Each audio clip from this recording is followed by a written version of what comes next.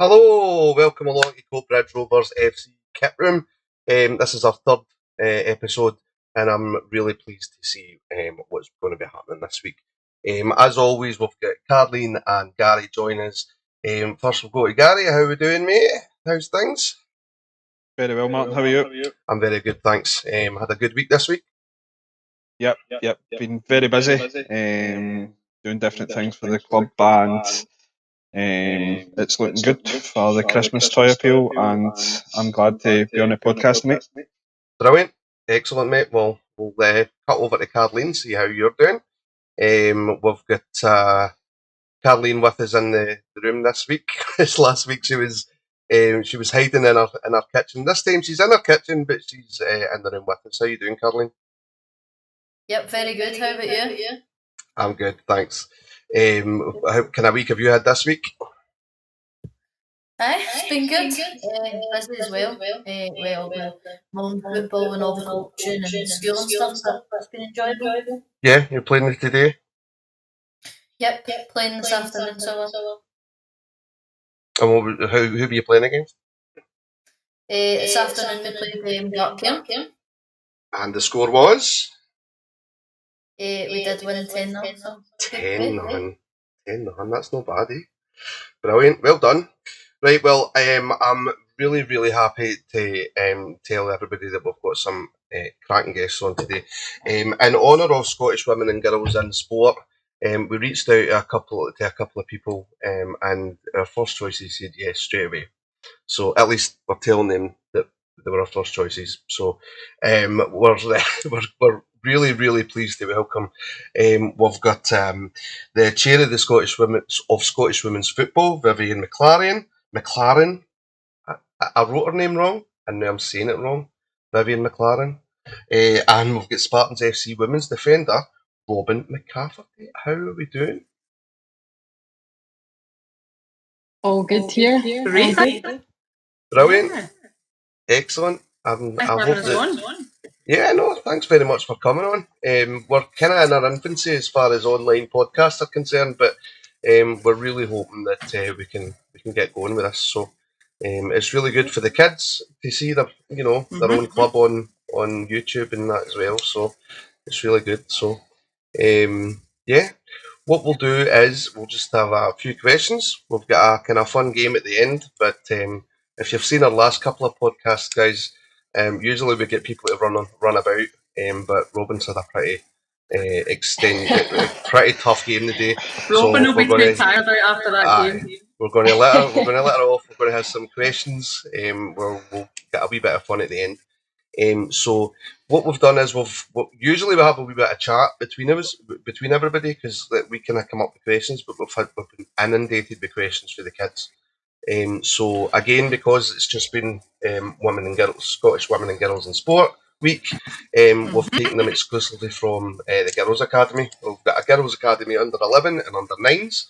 And Carleen, I believe you've got some questions that they've sent in. Do you want to ask the first one? I do, yeah. Oh, that's me.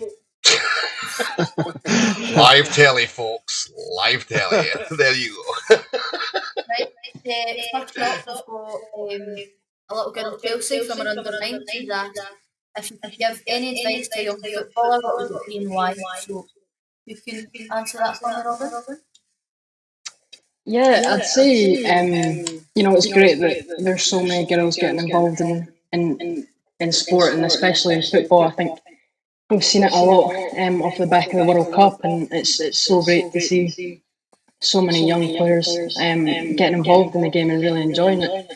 Advice, I'd just say, as long as you keep enjoying it, just keep giving 100% and working hard. I think you can be the most talented football player in the world, but if you don't work hard, then you can only get so far. So I'd say just give 100%. As long as you keep enjoying it, then you'll want to work hard, and you'll want to work hard to improve yourself, but you'll also want to work hard to help your teammates. And I'd say as long as you keep enjoying it, then work as hard as you can, and 100% you can go anywhere you would want to go. Smashing. Great answer. Great answer. I think that's us. Interview over. That's the show finished. That's us. Well done. Thanks everybody for coming. Vivienne, what about yourself?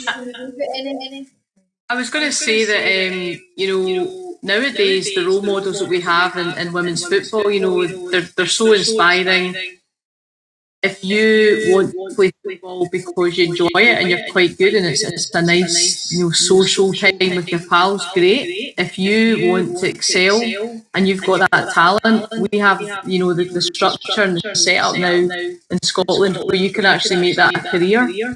So if you look at all the role models now, whether they're paid full time, they're still training full time. The professionalism that's been going on in the women's game for many years, even in the days where you had people like Rhonda Jones, Suzanne Winters, Julie Fleeting. They weren't paid to play football, and they excelled because of their attitude. And I think following on from what Robyn said, if you want to play football as much as you can, give it your all. It happens to be something your whole life.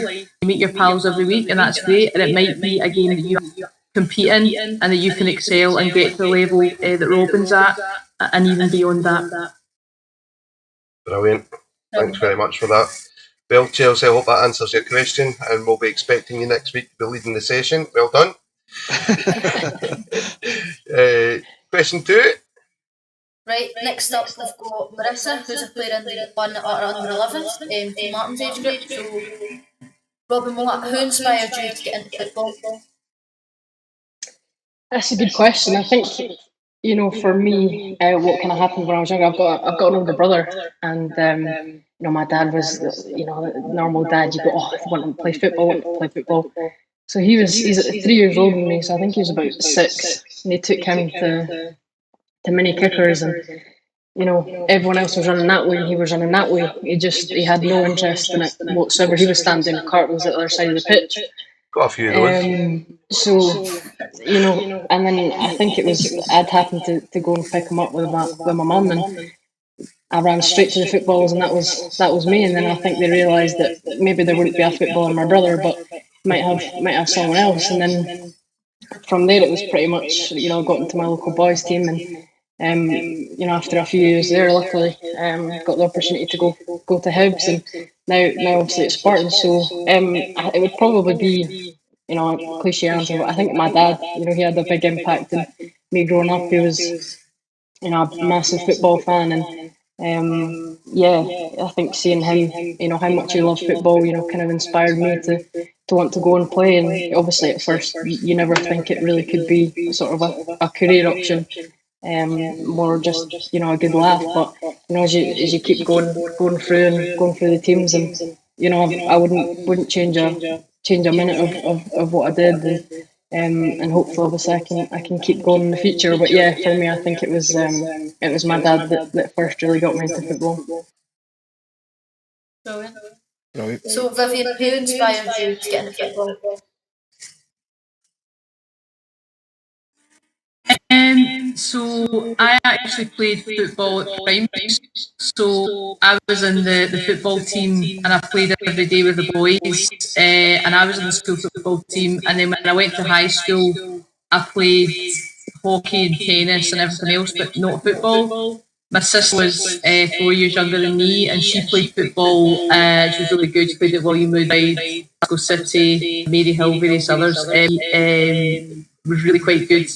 And she kind of inspired me, all her pals were like Shirley Kerr and Rhonda Jones and all these players I used to go and watch playing for Scotland in men's shirts with no support. And, I think it was in the days of Vera Howe when she first came in, where she was starting to put in diet, exercise, and started to really fight for, women to get a much more of an equal kind of say in the way. It's really from that side I've got an interest in the game, and then I got asked to join the board 2015, and I've been involved with, so I'm just delighted to be able to give something out where I can. Brilliant. So I'll hop over. So I've got a question for you, Robyn. When did you realise, obviously you said just there that you were at Hibs, so when did you realise it was time to leave Hibs, and what attracted you to Spartans? Well, I think I signed for him when I was about 8 or 9, so I'd been there for quite a long time, and obviously I left when I was 15. So, I'd worked my way up from sort of under 9s all the way up until under 19s, and playing a little bit with under 23s in the last few months. And I love my time at Hibs, and I wouldn't change that for the world. I think I learnt so much in that 7 or 8 years I played. I was lucky enough to train with the likes of Lucy Graham, Lizzie Arnott, Joelle Murray, Kirsty Smith. These top players in the women's game, and I think it really improved me at Hibs, and I learnt so much from so many amazing coaches, and I think it kind of got to the point where I was kind of looking for a change, and I was sort of in between the 19s and under 23s, and I'd spoke to Spartans the year before, but I kind of thought I was still a bit young to go in and try and play in the SWPL, so I thought another year, and as soon as I spoke to Debbie, and even in that first night, I kind of went to train, and there was something about the whole atmosphere of the club. It's such a family orientated club, and the things they do for the local community is incredible. And as soon as I walked in the doors there, I felt so welcome, and within the first 5 minutes of the first training session, I kind of knew that this is where I wanted to go, and I ended up signing after, I think it was 2 training sessions, because I was just so certain that that's where I wanted to be. And the passion and the ambition that the club show was a massive factor in me wanting to go there. And a very talented team. They've done well in previous years, and the kind of story behind it, and Debbie coming back in and saving them from some relegation, and it's just as soon as I kind of came in, the whole ambition and passion that the club share was 100% for me that I wanted to be there. Brilliant. So also a question for you, Vivienne. Do you feel the Women's World Cup had a huge impact on women's football worldwide, but especially in Scotland? Mm-hmm. It definitely did. I think when we qualified for the Euros, there was a lot of attention then. And then to qualify for the World Cup, it was absolutely huge, and the momentum was fantastic. The whole country was behind the team. What disappointed me was that all the media hype that we had before the tournament, during the tournament, as soon as the tournament was over, and we didn't listen. Let's not forget we're at our first ever World Cup. We were about to just nick into the next round, and we didn't. But we got very close. I felt that the media just dropped it like a hot potato. Everyone was out at covering the game. I didn't feel it was consistent. And for me, one of the big battles from women and girls sport perspective in football is to get media to coverage women and girls sport consistently. But it was great in terms of awareness. It really was. It was fantastic. Everyone was talking about it, and there was certainly a lot more fans now are interested in the women's game, and that's what it's all about. You want people just to see the quality of the players that we have. But the disappointment for me was it wasn't consistent. You're having to sometimes fight for coverage in some areas now. But and I think things were picking up again just before lockdown. But I think actually in the past couple of months I've seen a big improvement. But I think the World Cup generally was fantastic. It was brilliant to see these role models, and for wee boys and wee girls and mums and dads and everyone to see that is the quality of athlete that this country has, and that a lot of these players are homegrown. All of them are homegrown. They might not play here at the moment, not all of them, but they're homegrown talent, and that's the talent that we have in this country. So I thought it was huge, for the game. We were talking about this the other day, weren't we, about coverage as well, and being down south, their coverage of the Lionesses is like massive.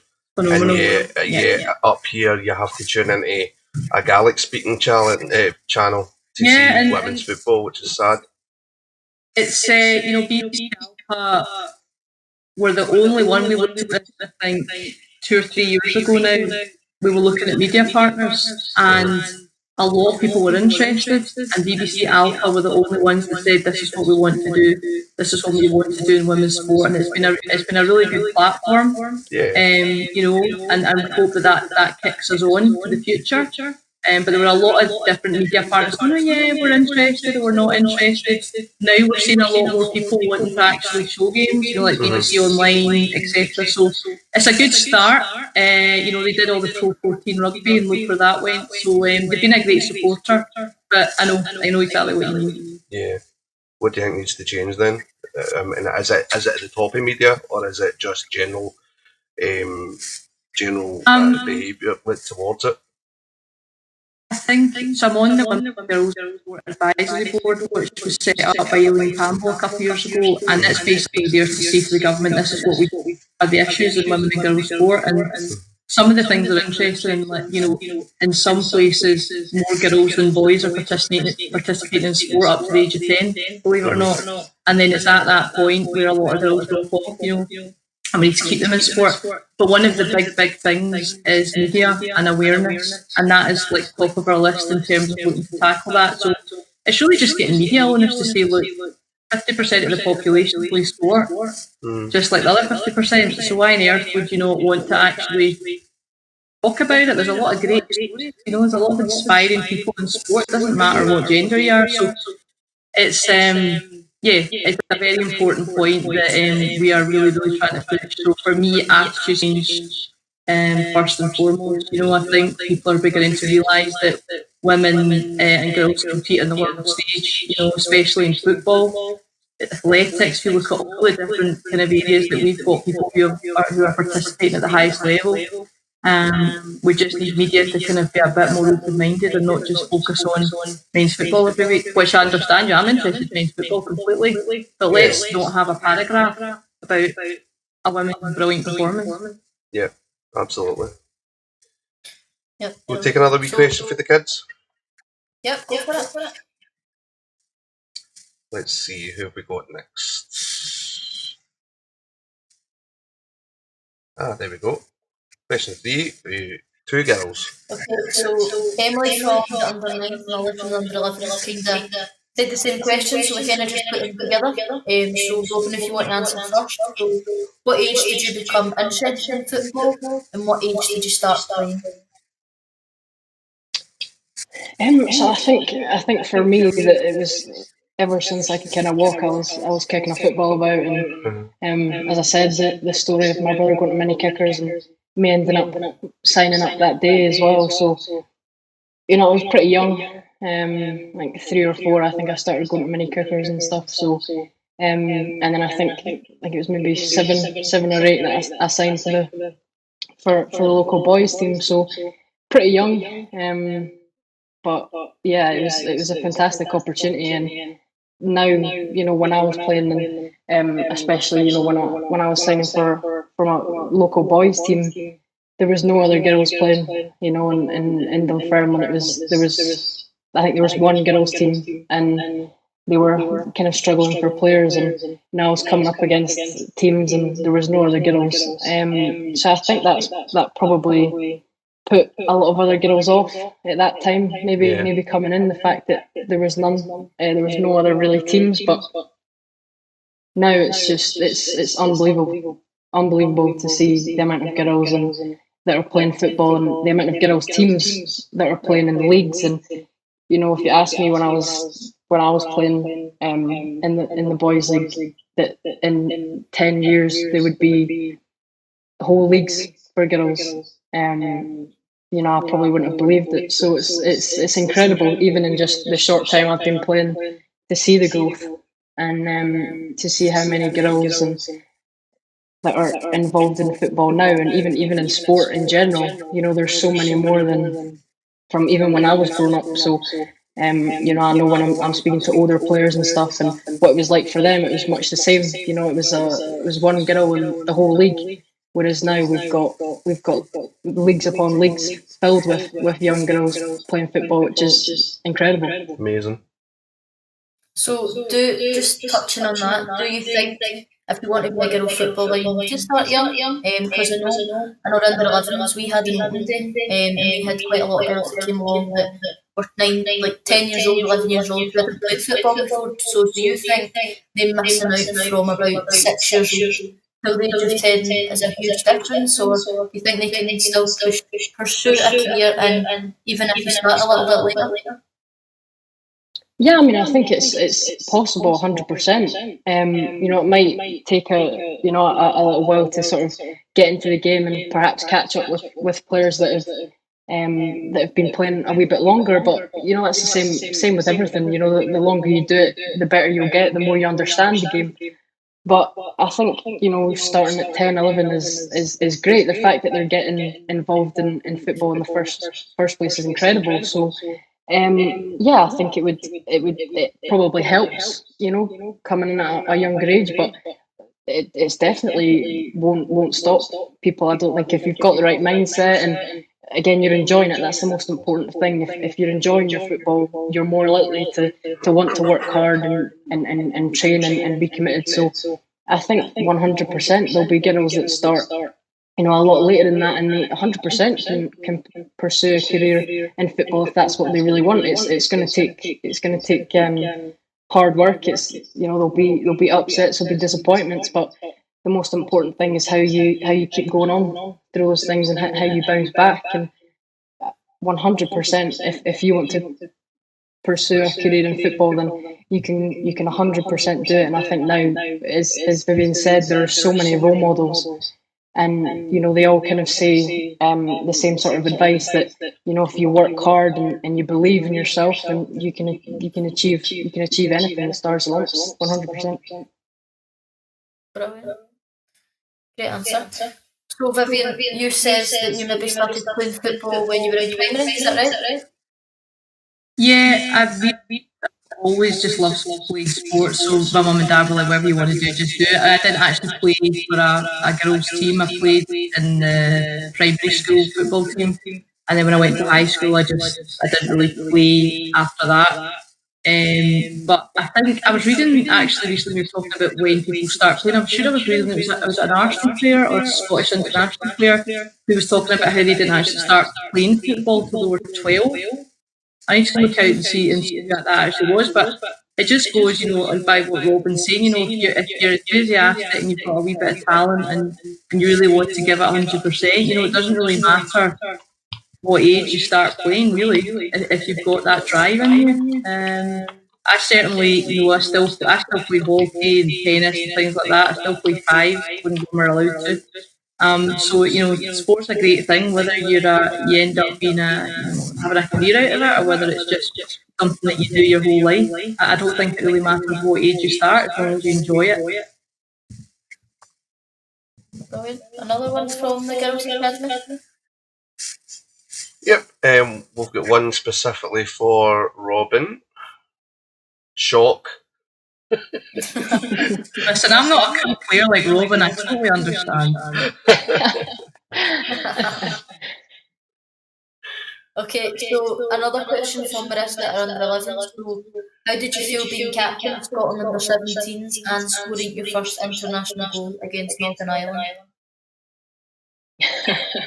Yeah, I mean, playing for Scotland, the first time I ever got that call up, I think I was about 13, and it was just a training camp under 15s, and the email came through, and I couldn't really believe it. It was it's something you always dream of, representing your national team, and for me to be captain and to be given the honour of wearing the armband was a dream come true, and it's something that I've always wanted to do as soon as I started kicking a football. So to achieve that, and as I said, it was an absolute honour, and it really meant a lot to me and my family, and it's something that I'll never forget. And that Northern Ireland game was probably not just because I scored, but probably one of the best games that I've played. And just I think we're 4-0 up after 28 minutes, so it was an incredible start to the game, and just the whole day and the whole game was just so memorable. I can remember everything like it was yesterday. It felt like such an important team performance, and everyone played their part from number 1 to number 20, and it was just I just remember getting on the bus after the game, and the atmosphere was incredible, and it just felt like we'd really put in a shift and worked our hardest, and obviously it was nice to get a goal. It was a pretty surreal experience. I'd never really expected to be up there, never mind to score a goal, and but yeah, it was an incredible experience, and 100% one I'll never forget. Brilliant. We've got a couple of girls that are. Oh, sorry. It was you and Paige that both scored your first goal against Northern Ireland in the same game. Yeah, exactly. The two centre halves had scored two in the first 20 minutes. So I think Paige scored in the first 5 minutes or something. Went up for a corner, put it in the back of the net, and I just looked at her and I was like, "Paige, you just scored!" Like it was incredible. I think I was more excited than she was, just to see her get a goal, and she deserved that so much. She'd worked so hard over the past few years, and to see her finally get the goal that she deserved was incredible. And then 10 minutes later, I think the whole team was in shock. The fact that we were 2-0 up and it was two centre halves that had scored. I don't think anyone could believe it. But yeah, it was an incredible experience, and delighted to share that sort of special moment with Paige. Listen, just on the back of that question there, we've got a few girls at the older team in the under 11s who we've kind of given a kind of captain's team, so they're kind of learning how to kind of more or less boss the field about, and talk, because a couple of weeks ago you didn't hear anything at all on the pitch. So if there's any advice you can give we've got 3 girls at the moment who are kind of at the captain's team about what they should be doing. Yeah, I mean, for me, I think the most important thing is just being able to lead. And, when things are going maybe not your way, maybe a goal down, a few goals down, I think it's so important that you've got the ability to be able to lift the team. Because it's so easy, especially at a young age, for when it's not going well, your head goes down and that's you. And I think it's such an important thing. You're able to talk to your teammates, to encourage them. It can be hard if you feel yourself you're not playing too well, to encourage other people. But I think it's a massive part, and being able to talk to them and to be able to encourage them during the game is really important. And I think, as you said, communication is such an important thing. And I think it's just as important on the pitch as it is off. I think you've got to be able to talk to your teammates, and as I said, you need to be able to sort of lead on the pitch, and it's important to lead off the pitch as well. I think it's easy to lead on the pitch and then kind of go off and that's you done, but it's important to talk to your players, to make sure that they can trust you, and to know that you're always there for them on the pitches and off the pitch as well. So I think communication is an extremely important part, and it does really help in a game, especially if you've maybe got new players, younger players, to be able to talk them through the game and to know, give them that encouragement, and it can really go far. Something that you think is just a comment can really have a big effect on someone. I know, when I was kind of playing with the older players and even training at Hibs, when I was training with the Prem team, and I was quite a young age, and I was nervous and things like that. But even just a little shout, "Well done," that can really impact someone in a really positive way. So I think it's important that you're able to communicate with people like that and encourage people. Because a little encouragement can really make someone's day. Absolutely. Thanks very much for that. I think I've just took over your next question, Carleen. You have. Just it came to mind, and I'm thinking, because we were talking to the girls today about it actually. The girls had quite a tough game because they were playing the under 9s, and the 11s seem to be progressing just a wee bit to the next kind of level now, where they're looking for space and they're looking for a channel to pass, whereas the 9s, a lot of them are still at the stage of let's all go try and get the ball, and it was difficult for them to overcome that. And the girl that was captain today was really kicking herself about it because she felt as if she wasn't doing what she was meant to be doing. But we're all for football background. You have days like that, whether you're a captain, a player, or a manager, or whatever. But yeah, that's just why I came in with that. Sorry, Carleen. But I'm pretty sure that we can expand on it. do you want me to throw it up just now? That's alright. So, next question we've got is for Vivienne. So, do you want to tell us a little bit about your role within women's football and what you do on a day-to-day basis? Yeah, so I joined the board in 2014 just when it was kind of restructured, because I think historically it was more like football board. There wasn't a balance of football and business. And I think you need that balance when it's an organisation like that. So I was brought in originally to do media and communications. So we had no brand. There was a yellow sticks person in a blue shield. No website, no social channels, no content, no nothing. And I was like, all right, what's the budget? So tenner. Called in a lot of favours, and that brand there, we got all the competitions rebranded, and we've done that all the way, all the regions, all the competitions. And then how long after that? Years after that, I became chair, and that role really involves me leading the board, representing Scottish women's football in terms of lobbying and making sure that our voice is heard with the kind of key stakeholders in the game, be it the Scottish FA or the Scottish Government or any other media, for example. So really just making sure that we are driving the game forward across every single age group, because we manage all the competitions. I think we manage about 63 competitions now. And participation has nearly doubled since 2013, believe it or not. We're talking about Robyn, all the competitions. I think 2013 we had about 5,000, and we're now over, I think, 9,500 now. Fantastic. Which, we want to even more than that, but the growth is absolutely unbelievable. So my job is really day to day, a lot of kind of liaison, lobbying, as I said, especially right now, with the circumstances that we're in, trying to make sense of the guidelines that are out there, how it impacts our players, whether it's right down to your under nines or right up to your SWPL level. A lot of communication. The board are great. We've got a balance of kind of business and brilliant football heads as well. So that's really what my role entails day to day. We've got a great team of staff. We had one person 6 years ago working in the whole Scottish women's football. We now have 7.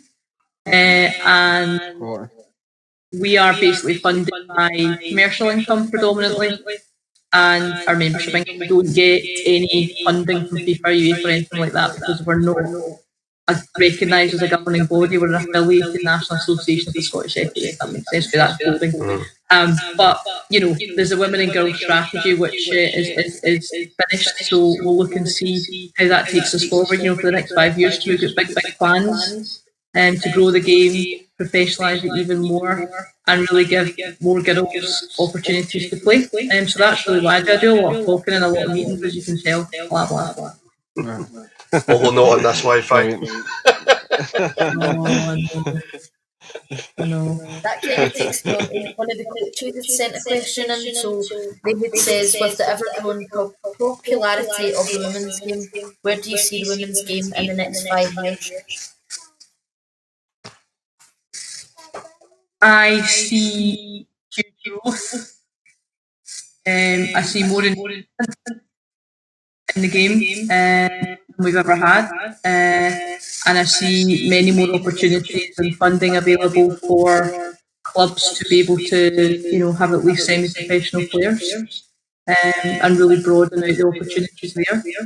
Because if we've got a strong top tier of football, it means that filters all the way down to people just starting to play, and they can see that opportunity that they could potentially, achieve if they work hard. So really giving opportunities to players, so that when our elite players as well have got a choice, they go and play in England, they go and play in Iceland or Sweden, they actually can have a choice and say, well, I want to stay in Scotland and actually get paid to do something that I love. So really broadening the game out, more opportunities, and trying to generate as much support and funding for every single club that participates in the game in Scotland really is probably. And then after we've won the World Cup, obviously that'll help. That'll help a wee bit. Just a wee bit though. A wee smidge. That's great, that's exciting. Exciting answer. Right, we'll go for another question from the Girls Academy. Let's go for it then. Okay. Chelsea. Here we go. Okay, so this one's for you, Robyn. So this is another question from Chelsea from my under-9. So what's the best game you've played in and why? Oh, that's a tough one. That's a tough one. And you can't say Northern Ireland, Scotland. I know, I was going to say, it could be... Nah. I've already talked about Northern Ireland game, so I'll try and go with a different one. I think for me, my debut for Scotland was an incredible moment for me, and such a proud moment. And it was away to Northern Ireland, so it was, my first game was a trip away, which always makes it quite exciting. And yeah, I was playing for under 16s, and I was still only 14, so kind of went away expecting that, you know, I probably wouldn't play because it was just the one game. So I thought, but you know, how could you not want to go away? And that sort of experience is so special. So whether you play or not, it's an incredible experience and one that you'll never forget. And you know, I just remember sitting in the team meeting room and the slide came up, and you know, I seen my name, you know, starting at centre half. So it was. Yeah, it was an incredible moment and one that was really special to me. And although, you know, we didn't win the game, but you know, it was just such an incredible experience. And it was my first taste of international football, and to see the sort of level that we need to be at, you know, was really exciting to see. And yeah, it was a memorable game. I remember it. I don't think I've played in rain like it. It was crazy. It was raining the full 90 minutes. Never stopped. And cause I remember that my mum and dad had come through, and they'd got the flight over in the morning, and they were going to get the flight back over at night, and they brought no change of clothes. So I think they sat an hour back on the plane absolutely soaked.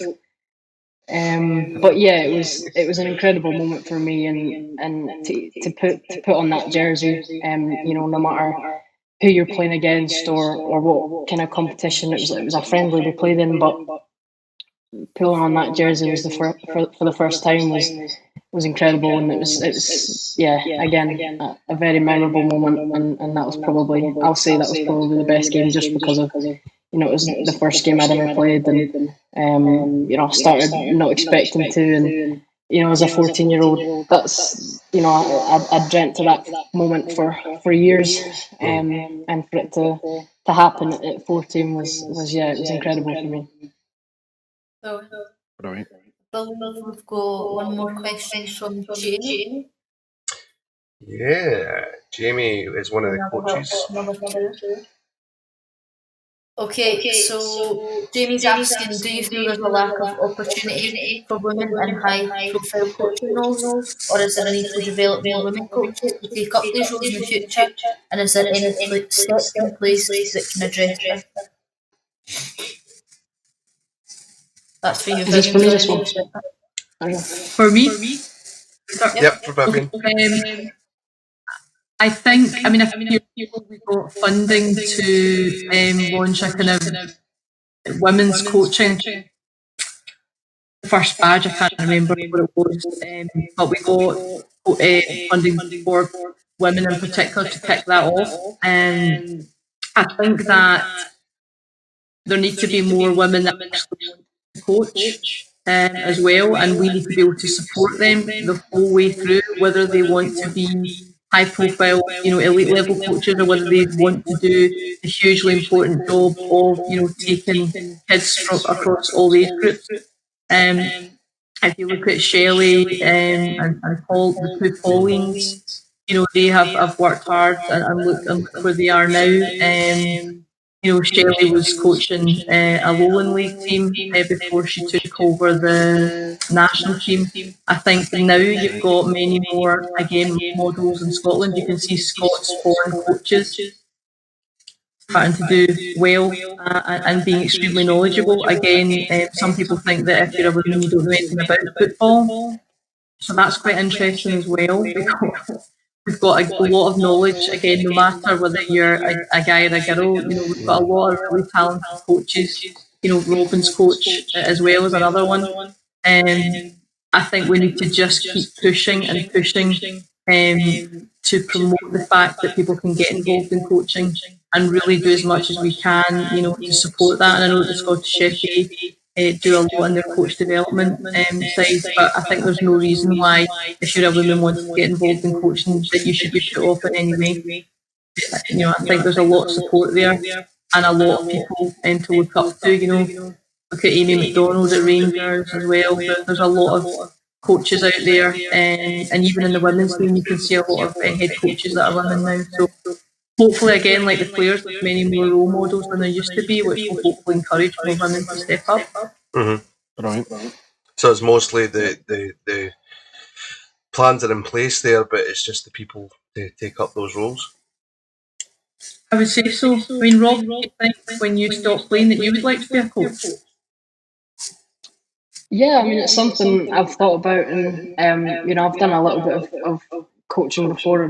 And the summer, actually, I was volunteering at Spartans and coaching the little ones. So yeah, it's something that I really enjoy doing. I think it's so rewarding to see the up and coming young players, and especially when you see that there's quite a few girls getting involved. And I think a coach can have such an impact on a player, not even just in football but in life in general. I know the coaches that I've played under, have had a really good impact and such a positive impact in me in football, but as a person as well. And I think I've worked under some fantastic coaches, and obviously I work under Debbie just now, and I think she's a fantastic coach, a fantastic manager, and doesn't only teach me sort of how to play football, but teaches me how to be a better person as well. And I think that's so important. And to see the effects that coaches can have on players, and 100%, I'd like to get involved in coaching in the future and hopefully inspire young girls to take up football. It's that leadership thing we're talking about, captains. It's being a leader. As you talked, Robyn, about the captain being a leader on the pitch, off the pitch. That is a huge part of being a great coach as well. So I think you'll be a great coach. Definitely. I think Hopefully. I think if there was maybe a wee programme or something for when girls get to a certain age level, to then go and take the first step in the coaching, and then it gives them a wee insight to maybe get involved in it. Absolutely. Sure, that's all the questions from you just now, Mark. I'm sure I've got two more. Yep. That's all the questions in for the kids. What we'll do now is you get another one there. That's fine. Batter in. Right. So last one for you, Robyn, is you've obviously played with a number of good players in both Hibs and Spartans. Is there anyone that stands out massively for you? And is there any young player that we should look out for in the future that you feel is going to go to the very top? I mean, yeah, I've been lucky enough to play with some fantastic players, and Hibs to train with the likes of Kirsty Smith and Joelle and Lizzie Arnott, Lisa Robertson, players like that have done so well in their career and continue to do so well. So it's definitely inspiring, and obviously now the team at Spartans, there's so many fantastic players, and ones that have had fantastic careers already, and ones that are destined to in the future. I think obviously Michaela Mcphelony training with her day in, day out. She puts in 100% in every single training session, and she's such a fantastic player, and she's so dedicated. So 100%, I think she'll go extremely far in the game, and she's achieved so much already. And at the age of just 18, and you can see that internationally, she's had so much success, and I think she'll continue to strive for excellence in the future. And I think as well, sort of the likes of Alicia Yates, Callie Gibbs, Holly Aitchison, all young players that I think can go really far in the game. And it's so good to see so many young players playing in the SWPL now. When you look at the likes of both in 1 and 2, when you see Bailey Hutchison at Aberdeen, who's been nominated for Player of the Month again, she's only 17. So to see so many young players involved in the professional leagues now, and the women's leagues are, it's so positive, and it just shows that football in Scotland's got a really bright future, and there's so many girls that are talented at this young age, and if they stick in 100%, we'll have a really good and positive future ahead of us, I'm sure. So for Michaela there, is she cool to play Scotland under 19s, or has she still got another year? No, so this year was our last year. So unfortunately, not the final year that you'd wish for. Obviously the competitions and things being cancelled, but she's played in the Scotland setup for a number of years now, and she's often played years above her. So she's had a few years at 19s, quite a few years at 17s as well. So she's been incredibly successful, and I think she'll kick on, and she's definitely one to watch in the future, I'm sure. Destined for Shelley's team? Yeah, I think so. I think she can, she keeps pushing herself, and the rate that she's working at, she gives 100% in each session, as I said, and she's a great player to train with. She challenges you all the time, and she trains like she plays, and I think that's such an important part. I think it's easy for people to sort of think, it's just training, but if you push yourself to the max and you go that extra mile, then it's such a good habit to get into training like you play. Because when you go on to your match day on a Saturday or a Sunday, you'll just continue to push on, and I think it's really important that you have that high intensity in training, and making sure that you're giving 100%, and that's how you'll improve. So yeah, I'm sure in the next few years, Mickey will be knocking on the door of that first team. I'm sure of it. Brilliant. Well, we certainly hope so. So one last question. So this one's for Vivienne. So as the chairwoman of SWFA, if you had any advice for our club, what would it be? I would say keep doing what you do, because you're doing brilliant work. This is one of the best setups I've been in ever, and this is only your third one. I think it's fantastic what you're doing for the game. I really, really do. You're it's fantastic. I was looking at all your content, and it's just how positive and encouraging and committed you are to the game. So keep doing what you're doing, and keep growing. And we'll always be on hand. Unfortunately, our awards are not happening this year, obviously, because the season was canned in February. But we're looking for ways to allow clubs like yourselves to nominate and put forward players for awards. Bailey won last year, actually, I think, at the awards. I think she did last year, for example.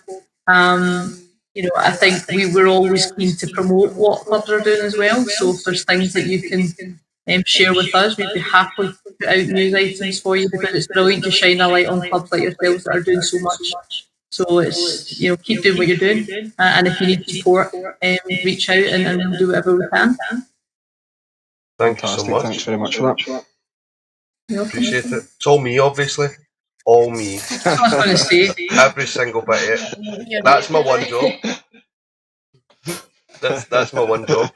So Right, yeah, that's all the questions we've got. So I think the answers were absolutely brilliant.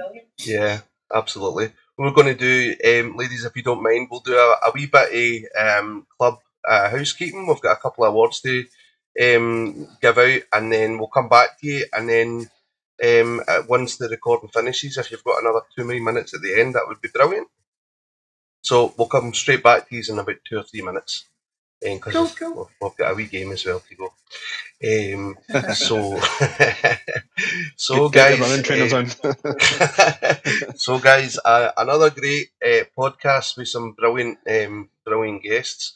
We're going to go through a couple of things that Gary, you've got a few things to kind of mention first. The soccer schools are still open. Yep, so our partnership with the SFA and McDonald's, we're still running the free football. So we're into week 3, I think it is, or week 4. And it's open to anybody. Any club can send kids along. This week we actually had kids from Blantyre, Celtic, that came along, and it's fantastic to see we're all working together. So it's open. It's an 8-week project, and we'll continue to, hopefully after the 8 weeks we're allowed to continue to do it. So the numbers are fantastic, so keep up the attendance. And Carleen, I think you've got an announcement to make regarding another team for the under-7s, for the Girls Academy. You just gave it away. I've just gave it away. So what we're doing is we're trying to add on our pathway. So we're looking to recruit under-7s and add another age group in. So if anybody's interested, if you're watching this, if you know anybody that's has got kids that are maybe interested, then we've got our Instagram, we've got our Twitter, we've got our Facebook. So the poster will be on all 3 of those social media channels. So with the information on that, you'll contact myself and we can get you along to a training session. And as it says on the leaflet, all levels are welcome. Just come down, get a bit of fun, and see if you enjoy it. And the Christmas appeal, Gary, you mentioned that at the start that it was going pretty well. Aye, I think the toy appeal's been fantastic. This week we actually got a £400 donation from a local singer, Bill Hughes, who's running a gig every Friday night on Facebook. So for £1 you get your request sung. So he's donating money to the fantastic cause. This week we're going to be recording our CD, where all the players from the club will be singing the song. And we've just launched our Santa post box as well. So the kids are getting a chance to send a letter to Santa. And all the letters have been given out at training. If anybody's missed a letter, then just drop us a wee message. And it's open to the community as well. If anybody for the area wants to get involved, then feel free to get in contact with us and we'll drop some letters off to you.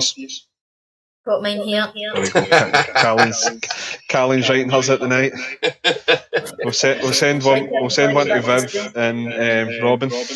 Yeah, I'm totally not happy that I never got one. Well, I was offered one, but I thought it was a joke. But no, that's absolutely fine. I miss out on everything anyway. Halloween was last week. Unfortunately, we weren't able to have. We were rained off. That weather was the worst I've seen in a long time. So we were rained off on Halloween. Yeah. But so we did run a Halloween contest. Yep. And it was, to be fair, the costumes were absolutely fantastic. They were amazing. And I think you'll see obviously the second place and the winner was outstanding. So our runner-up was little Leo Crichton from the Little Kickers, and our winner is Kieran from the 2014s. You can see that, it's fantastic. That's what it's like at training. Aye. So well done, guys. Well done, guys. So Absolutely fantastic. You'll get your vouchers, and hopefully you spend them wisely. So thanks for taking part, and everybody else that taking part, superb. Yep. Yep. Made us giggle. Some real crackers. We'll put all of them on the Facebook page, so you can all have a wee look at them and see what they were like. But absolutely brilliant. We're also starting something new this week. We've got in touch with all the coaches and we asked them all to nominate their choice of player for the week.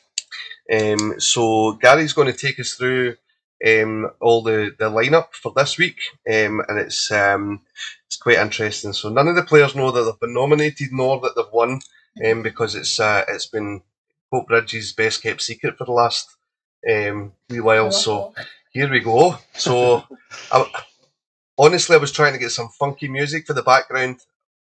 Boys and girls, I am so sorry, but I can't. I can kid on I'm doing about funky music if you want. Probably not. Probably best just to show it. I'll do some at training tomorrow, right? Right, no worries. Okay, so here we go. Yep, so team lineup, we're going with a 3-5-2. So goalkeeper for player of the week was Martin Traynor from the 2012s. He only played his first game in goals this weekend, and he was outstanding. The kids gave him man of the match as well at the game, so it was a credit to see. So our back three is Rory Moore from the 2013s. At the left hand side, to the right hand side is Jude Cleland, and in the centre is Daniel Flint from the 2012s. That wasn't me picked him, to be fair. Yeah, but I guess I'm watching Daniel as his son. So our midfield on the left is Dylan Hill. I think I'm hoping I've got that wee boy's right name. And in the centre is Aaron Finnegan and Corey McPhelony, and Rory Cameron. And then on the right hand side is Georgia Devine. And our two strikers this week is Sophie Gillespie and Keen Agnew. Alright, so well done to everybody that was part of that, and keep up the good work, and hopefully you're in the team of the week next week, so keep up the good work. Yep, absolutely well done, everybody. And there's a couple in there that are from Carleen and I's team as well. They've done absolutely amazing this week. Their progress and development that they're showing, even in just such a short time, is just really, really, really good.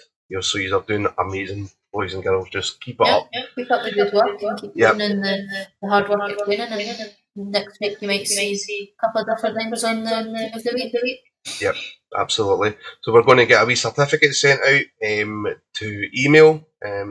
So for mum, dad, carer, grandpa, whoever, you can print it off. You can keep it for yourself. Obviously, if you don't have a printer at home, let us know. We'll get one printed off for you. All right. So well done, and remember, all your coaches are watching out for you for next week for the podcast. Okay, so be good. All right. Okay, I think that's us done with general housekeeping. Let's get our special guests back in, and Gary can take over for his wee for the Kitroom challenge. Welcome back, Vivienne and Robyn. Thanks very much for waiting. Vivienne, you're still on mute. There we go. He's there. Oh, there we are. There we are. We're back. I was saying I want a Christmas please. Yeah, we'll send you one. Don't worry. No problem. You're on our Christmas card list now. That's really good. It's brilliant. All designed in house. Lovely.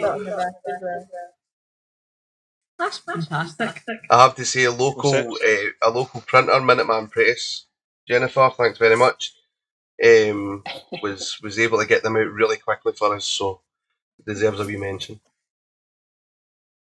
So weekly we run a kind of challenge. So it's this week we're going to go head to head with yourself, Vivienne, and Robyn. You'll be glad to know that there's no running involved, right? So there's 5 rounds. So the first round, okay. Before we start, have you got a pen and paper handy? Oh, I can get one. Oh.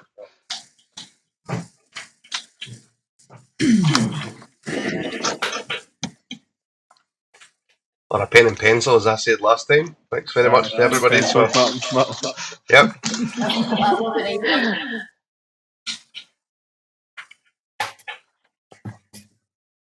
Oh, 2 seconds.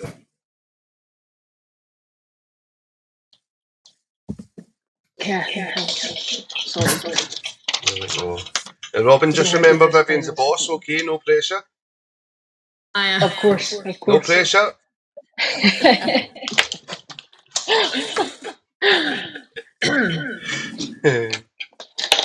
Okay.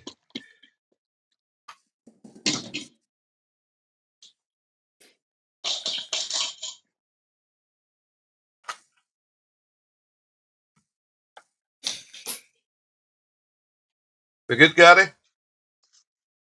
Honestly, I don't have wins.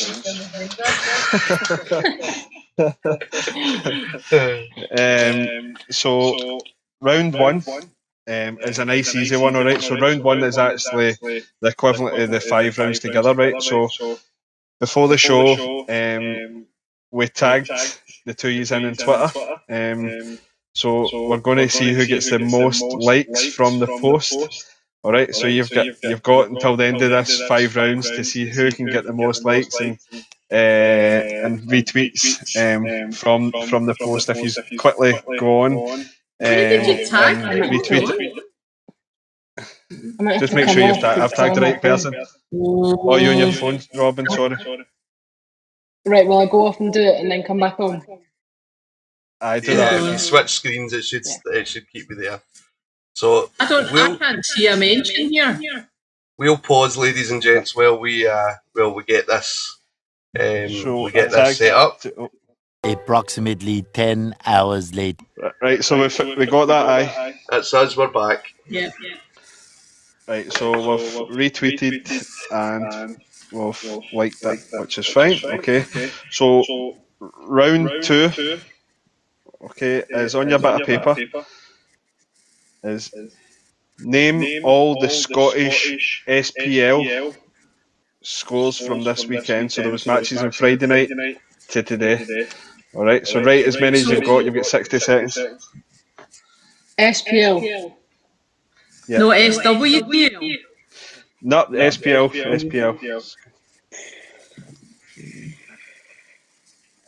I'm guessing this. Martin's forgot to start the clock. Martin forgot a lot. One job more.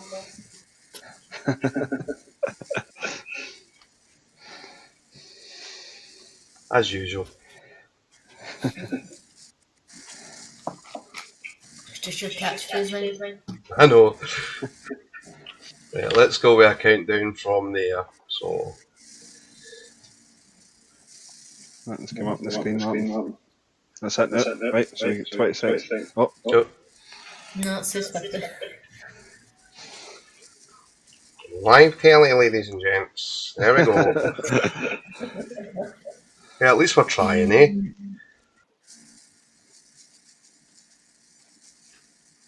Oh, 10 seconds. What are they? Last week?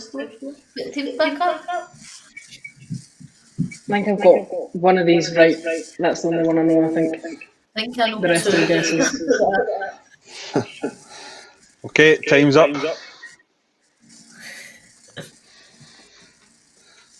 So we'll go over them, right? In fact, you can tell me the results so I know, right? So, Vivienne, what did you put for Aberdeen versus Hibs? think they won 2-0 at home. 2-0 at home. What did you write, Robyn? I put 3-0 Aberdeen.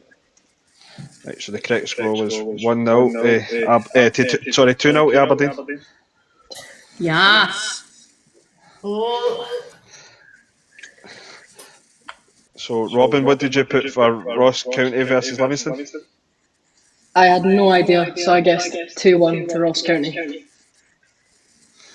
We've got a score correction in the bottom there, Martin. So other way about. Can't believe you're trying to take your point off, Viv. And what did you put for your result for Ross County Livingston? I think it was a 1-0 draw. It was one each, so 2-0 to Viv.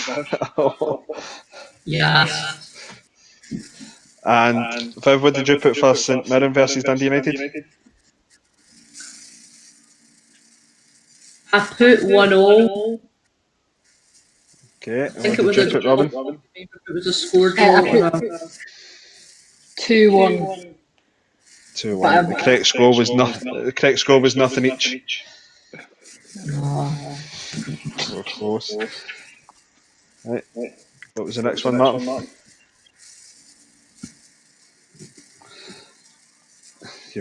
Right. So, what did you put for St Johnstone versus Kilmarnock, Robyn? Is that one we just did, or is this a... That was St Mirren we done there. Right. So this is St Johnstone. I put 1-1. 1-1. And what did you put, Viv? 1-0. 2 to St Johnstone. You're correct. No, 1-0 to St Johnstone, yeah.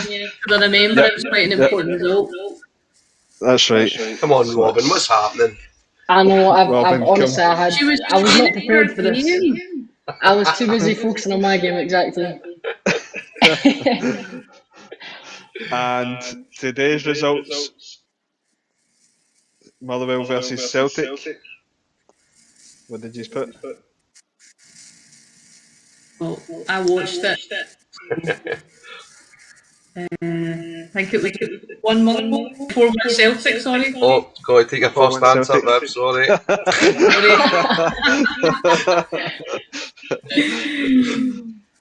I think it was 4-1 for sure. I said 3-0 Celtic. I wasn't sure. 3-0. So it was actually 4-1 to Celtic. So another point to Viv. And the last game of the weekend was Rangers versus Hamilton. What did you put, Robyn? I think it was 8-0 Rangers. I think I heard about that one. Maybe. Yeah, 8-0. So a point each, well done.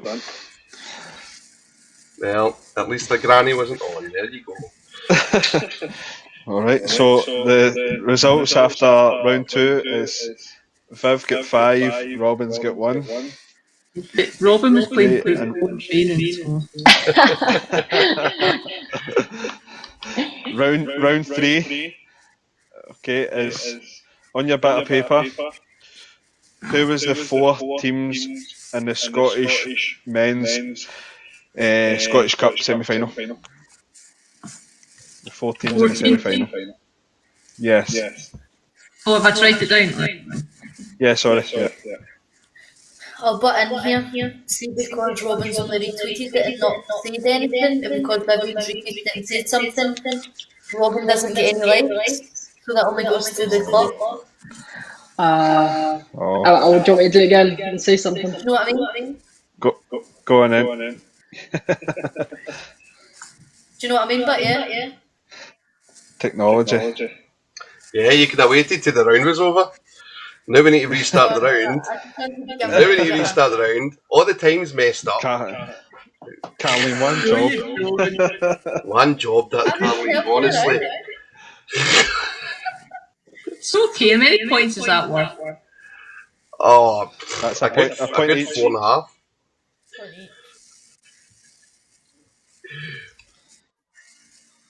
Right. She's getting all the players following her now, look.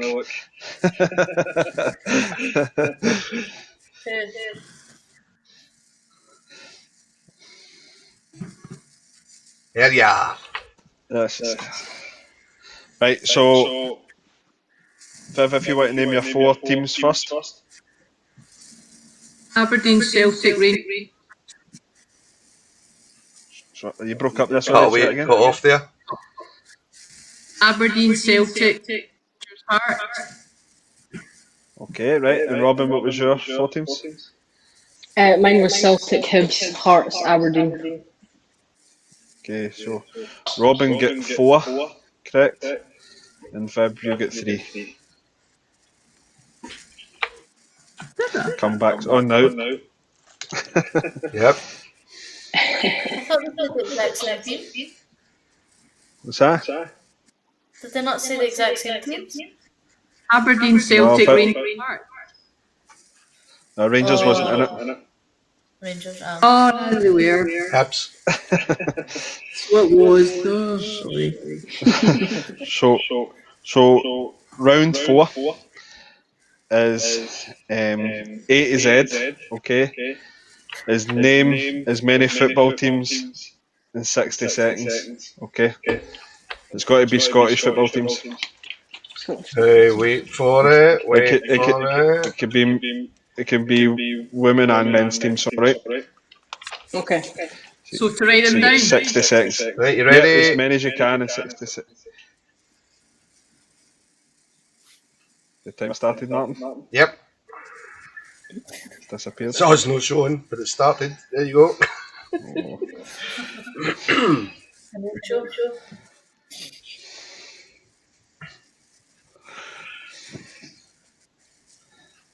I think it's going really well. This will be interesting.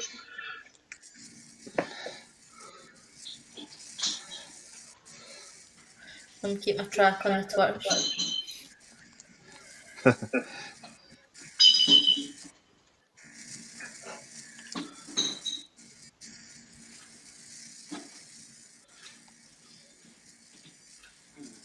Oh, we've got 10 seconds left.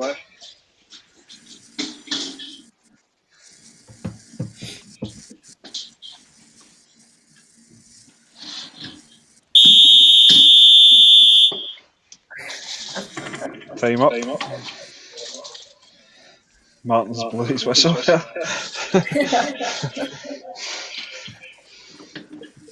Okay, so Robyn, how many teams did you get? 8. 8. And how many teams did you get? 11. 11, alright. So we'll go with Robyn's 8 first. I got Aberdeen, Celtic, Edinburgh City, Forfar, Glasgow City, Hibs, Rangers, Spartans. Okay, 8 points. And Viv? Aberdeen, Cove Rangers, Dunfermline, Edinburgh City, Forfar, Glasgow City, Hearts, Inverness, Caledonian, Kilmarnock, 11 points, well done. Okay, this round here, the 5th round is worth 10 points. Alright, so you've got 60 seconds to see who could draw the best Coatbridge Rovers badge. Go. They're like, who's Coatbridge Rovers?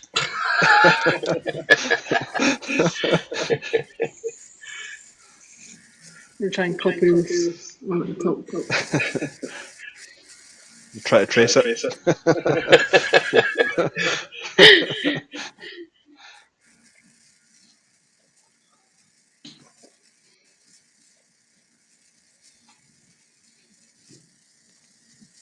Not long left. Oh, 30 seconds. Not long left. Is there any colour in it at all? Do you think that is it? Just black and white, isn't it? I think it is just black and white. Nice and simple. Yep. There is a wee bit on it that maybe some people can't see. Or lucky it's not a lion or something. I know. Just went simple. No. What's happened to your whistle, Mark? Oh, it's no playing. There we go. I've had an extra few seconds.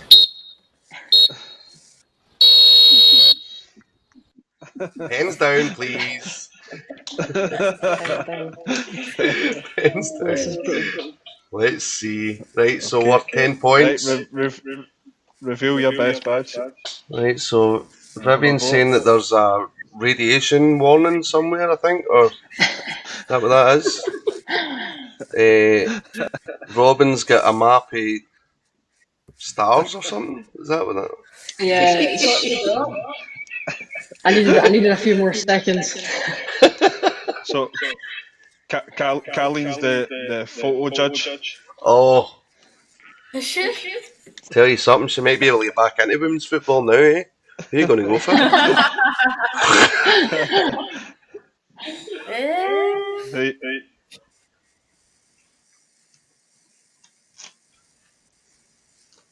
I do quite like Vivienne's. There we go then. Vote? Yeah, we vote. You're the voter. Vivienne gets it.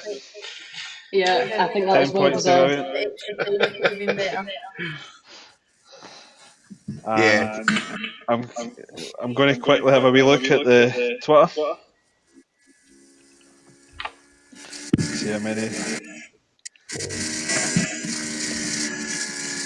Robyn's got 3.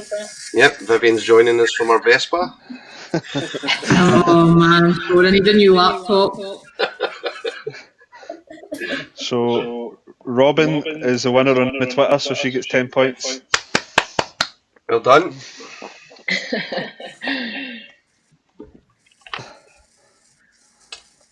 So it was a close nut race. And the overall winner is Vivienne. Well done. Thank you, well done. Congratulations, Vivienne. Thank you. Well done. Well done. You will receive a certificate for being the winner. Excellent. Fantastic. Well done. Well, Right, thanks very for much. taking part in the challenge. Yeah, thanks very much for coming on. Lovely to meet you all. Nice to see you, Robyn. Yeah, thank you very much. Thanks for having me. It was great to see you all. Yeah, thank you. Absolutely. So stick around. We'll see you after the podcast ends. But for everyone else, thank you very, very much for coming. We're going to try and do this every week, as much as we can. If you want to be on the show, if you want to have, suggest a guest for the show, come and let us know. You can get us on Coatbridge Rover at both Twitter and Facebook, or on normal channels through email, or see one of the coaches at the training sessions. Until next week, until tomorrow for my 2014s, thanks very much. See you soon.